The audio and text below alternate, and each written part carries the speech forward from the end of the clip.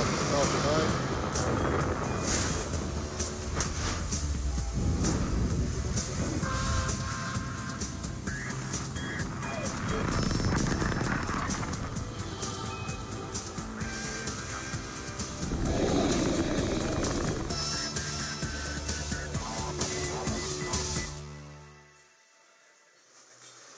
Good morning from Hawthorne, California. It's March 30th at just about 7 a.m. Pacific time. Welcome to the webcast of the Iridium 5 mission carrying the fifth flight of 10 Iridium Next satellites.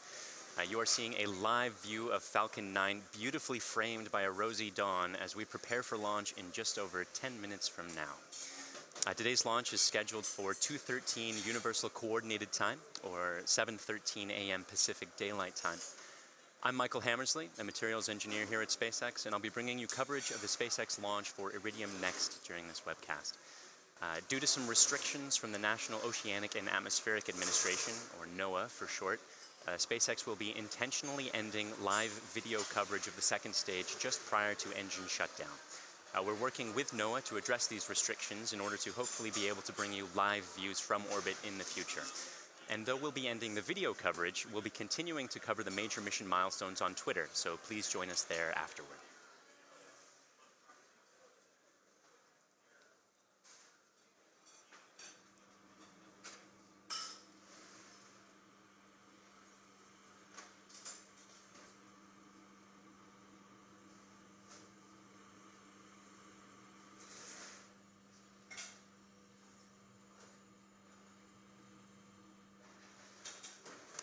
Today's launch is from Space Launch Complex 4 at Vandenberg Air Force Base. And you can see the two-stage Falcon 9 vehicle standing about 70 meters tall, which is taller than a 20-story building, there on the pad just after sunrise. It's a really clear shot. Usually Vandenberg is way foggier than this, so it's a beautiful, beautiful view here. The first stage, which is the part that's not currently illuminated by sun, provides the initial force to get out of the majority of Earth's atmosphere. SpaceX does not plan to recover the first stage for this mission. We will be performing a landing sequence, a simulated landing sequence out in the Pacific Ocean, but there's no drone ship in position for recovery. So we won't be following it during the webcast, but you may hear call-outs on the countdown net while we follow the second stage into orbit. The second stage, which is the part in the sun right now, takes the satellite from the edge of space and accelerates it to orbital speeds of just over 7.5 kilometers per second, or 17,000 miles per hour. That's 10 times faster than a bullet.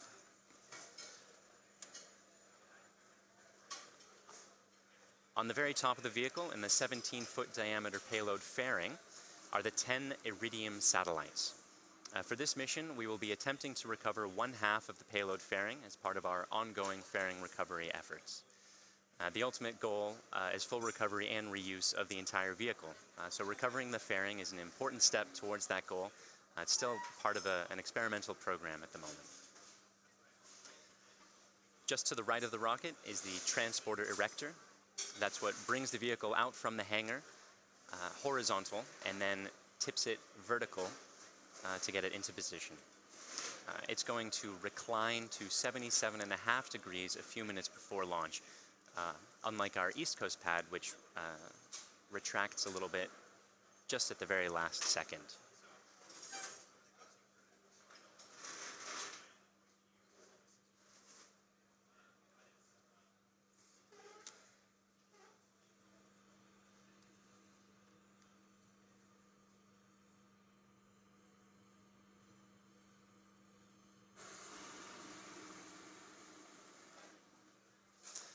Quick status report.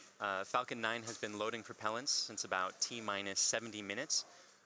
Fuel, that's the kerosene, is about complete on the first and the second stage at the moment. Falcon 9 burns a rocket-grade kerosene to get to orbit. But because you need oxygen to burn kerosene, and there's not much oxygen high up in the atmosphere, we have to take our oxygen with us. So we carry a super chilled liquid oxygen in the tanks. That liquid oxygen is currently being loaded. The first stage is about 90% filled, and the second stage is about 60% filled right now. We'll be continuing to load those until just the last couple minutes before launch in order to keep that as cold as possible in order to make it as dense as possible to fit as much on the vehicle as possible.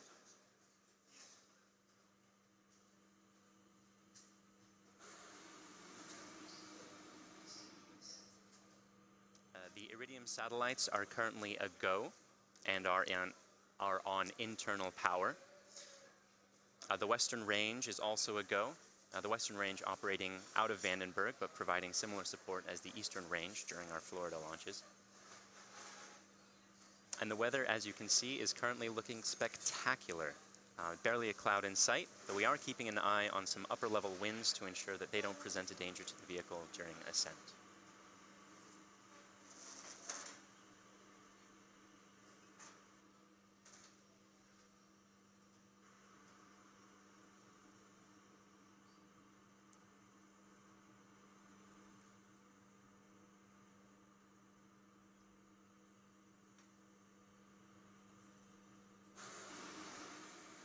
SpaceX is launching 10 Iridium Next satellites to low Earth orbit today.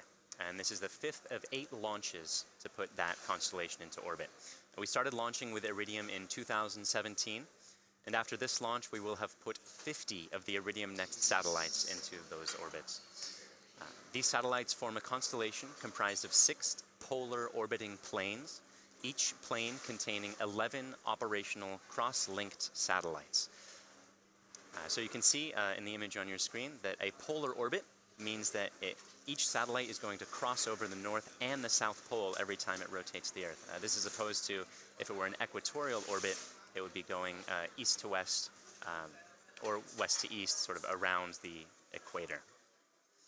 When completed, the Iridium network will be using a total of 66 active satellites, as well as 9 in-orbit spares.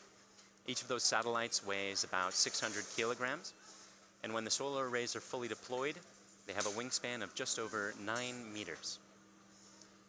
In order to correctly position those satellites into today's orbits, the SpaceX team has to launch right on time.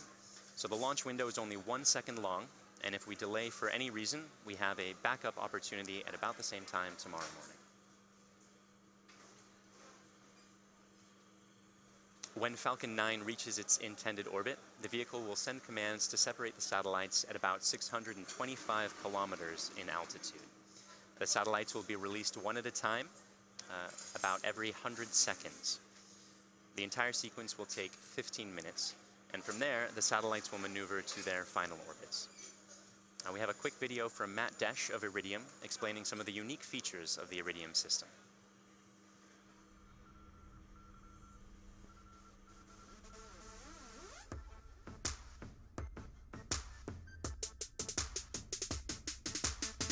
Did you know? Right now, there are 3.8 billion people connected to the internet, which is nothing compared to the nearly 20 billion things connected to the internet. Not those things, these things. Small things, medium things, large things, and by 2025, that number may grow to 75 billion things. Stack those things, and you could reach the moon 3 times. But did you know reliable internet to connect your things is not available on 80% of the planet? So on most of the planet, these things are out of reach. Did you know? Iridium low Earth orbit satellites provide reliable internet connectivity to the entire globe, bringing everything within reach, no matter where it is on the planet. Iridium is the satellite way to connect things to each other. Through a small little data modem embedded in all kinds of vehicles and devices and machines, we can make an internet connection to say where something is and how it's operating, and in fact send commands to turn it on or off or control it. Did you know nearly 1 million subscribers are already using the Iridium network to track, control, and monitor farming equipment, fish tracking buoys, remote construction, wind farms, pipelines, global fleets, scientific research, worker safety, and millions of other things? We're going to bring new technologies, faster speeds, It's easier to integrate technology so you can put them into new services and applications much more easily than ever before. These new satellites, with all their capacity, power, and speed, are going to be able to turbocharge everything we do and bring so much more.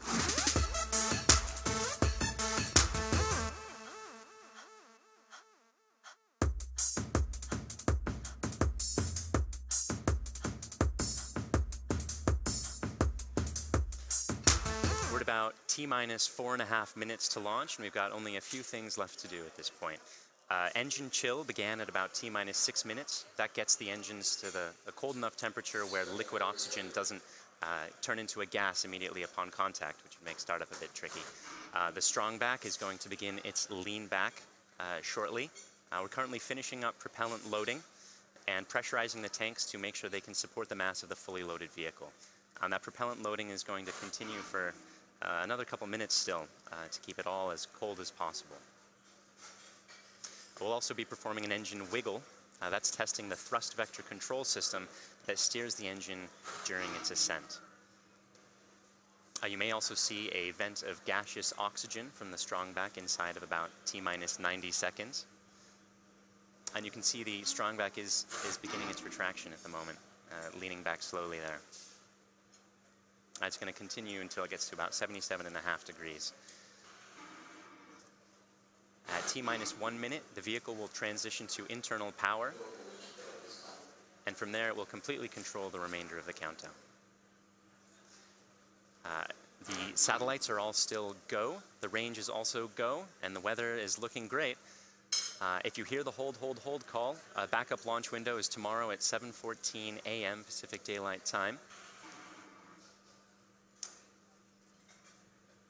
Otherwise, the SpaceX team is excited for launch, so let's listen in to the last couple minutes of terminal count.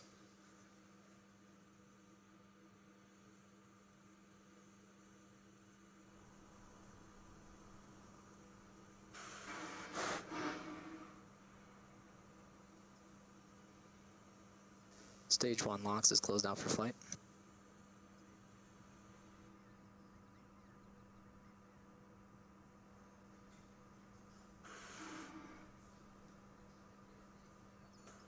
Stromback retract is complete. The stromback is locked out for flight.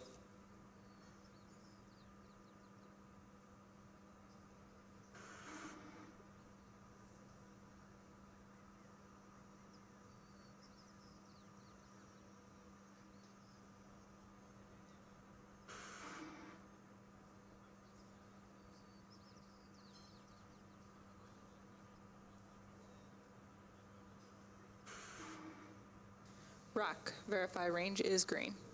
Rock, range is green.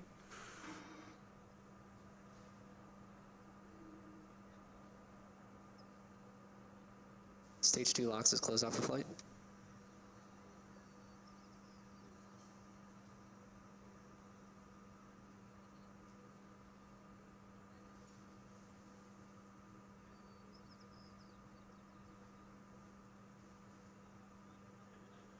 Vehicles in self-line.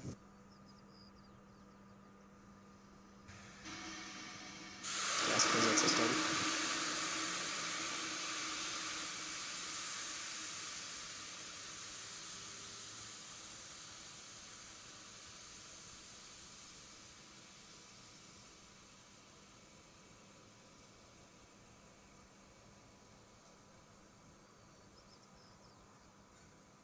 ASTS is ready for launch. Falcon 9 in startup. Ground side gas closeout's complete. Stage 1 tanks pressing for flight. This is the LD on countdown 1. We are go for launch.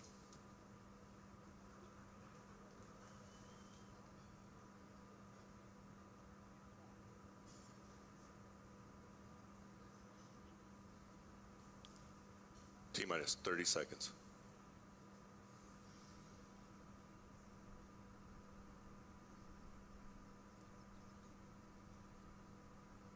20. Propellant tanks press for flight. 15. 10, 9, 8, 7, 6, 5, 4, 3, 2, 1.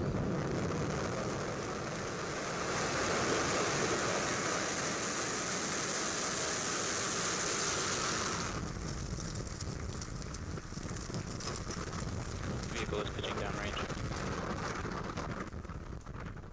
Stage 1 propulsion is nominal.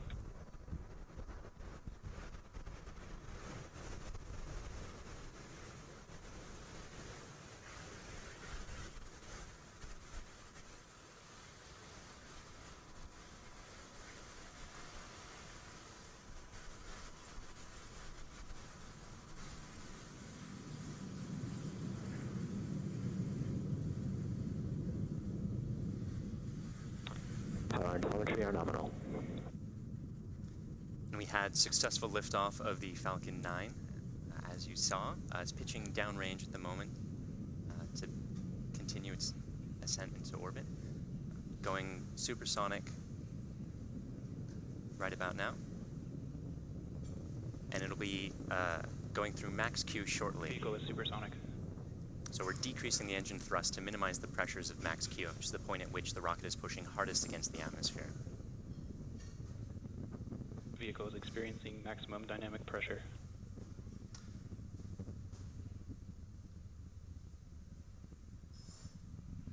And now that we're through that milestone, we'll be increasing the thrust of the engines in order to get to orbit.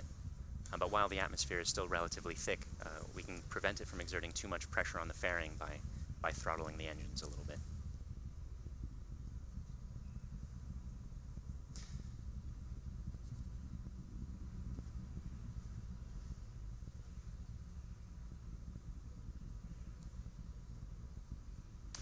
We're also chilling the Merlin vacuum engine. And vac engine chill has begun. And that call out means that we're bringing the engines down to the correct temperatures in order to prevent the liquid oxygen from turning into a gas in the second stage as well. Coming up shortly, we have a few events in quick succession. The first stage main engines will cut off, the two stages will separate, and the second stage will begin its first burn.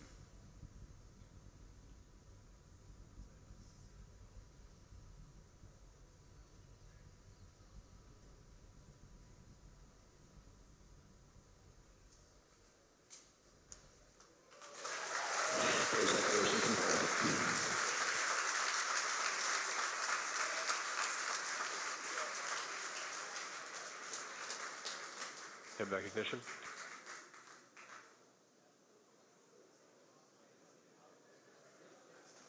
And there you saw it. The first stage main engines cut off, the two stages separated, and the second stage began its burn.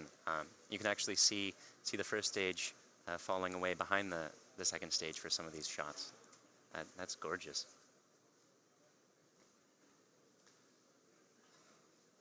The first stage will be performing a one-engine boost back burn and continuing downrange for a simulated landing.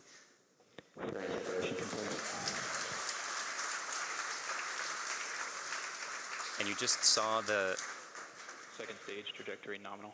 Just saw the two halves of the fairing fall away. Good from nipple away.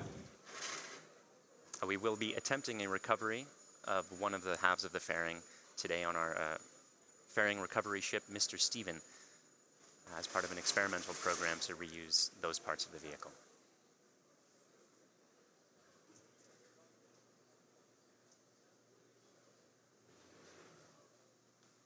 We're just past T plus 4 minutes.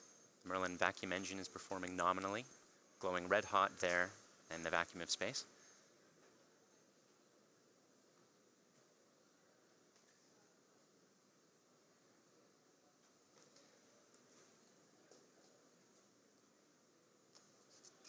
A quick reminder, we will be intentionally ending live coverage, or live video coverage of today's mission due to restrictions placed on us by the National Oceanic and Atmospheric Administration. So don't be surprised when that occurs at about T plus 9 minutes. We will be continuing to cover the mission on Twitter all the way through the second burn and deployment of the satellites at about T plus 50 minutes.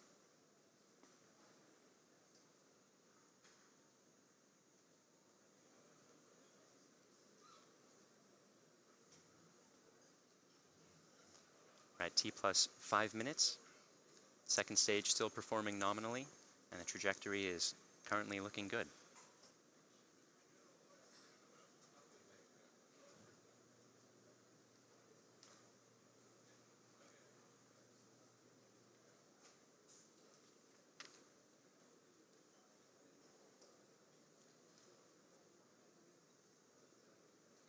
A couple interesting facts about the first stage as it's continuing its simulated landing. This one first flew for the Iridium 3 mission, and the Iridium 2 and Iridium 4 missions also used the same rocket, which means that today this is our 5th launch for the Iridium constellation using only 3 rockets.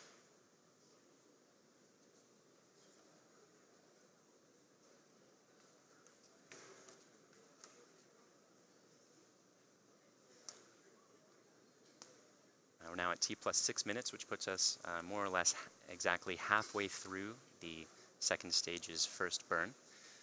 The first burn is to bring the second stage into a parking orbit. That's going to be an egg-shaped orbit where the maximum altitude at the top of the egg is about 625 kilometers. But at the bottom of the egg, the orbit is only 180 kilometers in altitude.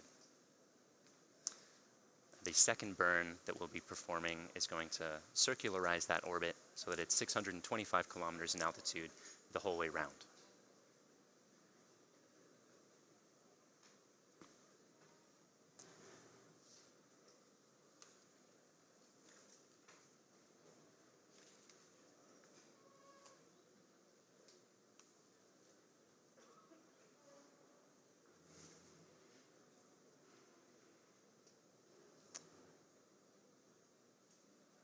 We're now at T plus 7 minutes. Stage 1, AFTSS saved. The chamber pressure in the Merlin vacuum engine is looking good, providing good power, constant chamber pressure, and still on track to its parking orbit.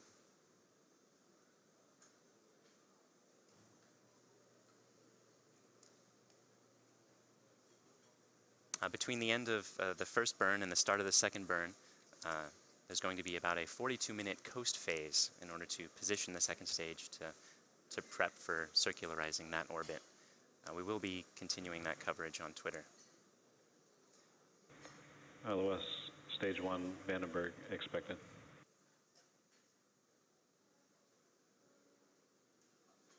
At the time of the second stage, the satellite will have passed over Antarctica and will be just south of Madagascar for that 4-second burn.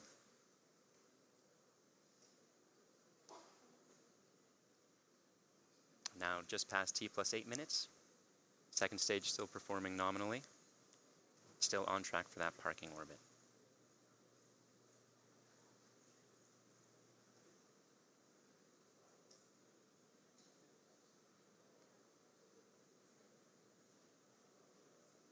Today is also the 1-year anniversary of the first time we flew a flight-proven Stage 2, terminal guidance. Falcon 9 first stage. Stage 2, AFTSS saved.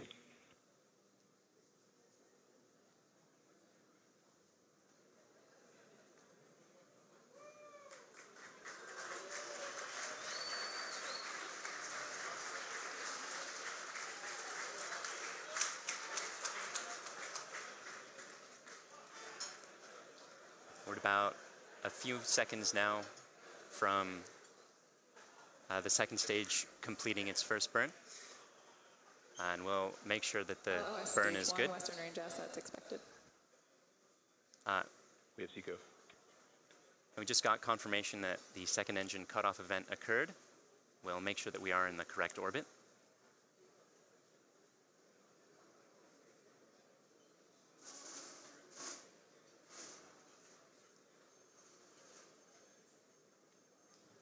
Stage 2, nominal insertion. And we're getting confirmation that we did in fact get into the correct parking orbit. So though we're ending our live coverage now due to restrictions from NOAA, the mission is not yet over, so we'll be continuing to cover the upcoming major milestones on Twitter. That includes the 4-second engine burn and the 10 satellite deployments, starting about 40 minutes from now. So overall, we've had an on-time launch. The first stage successfully got the second stage out of the atmosphere, and the second stage is continuing on its trajectory in a coast phase now to get the Iridium Next satellites into their constellation. So thanks to the Iridium Next customer, Air Force for range support, and the FAA for launch license, and see you online for the rest of the mission.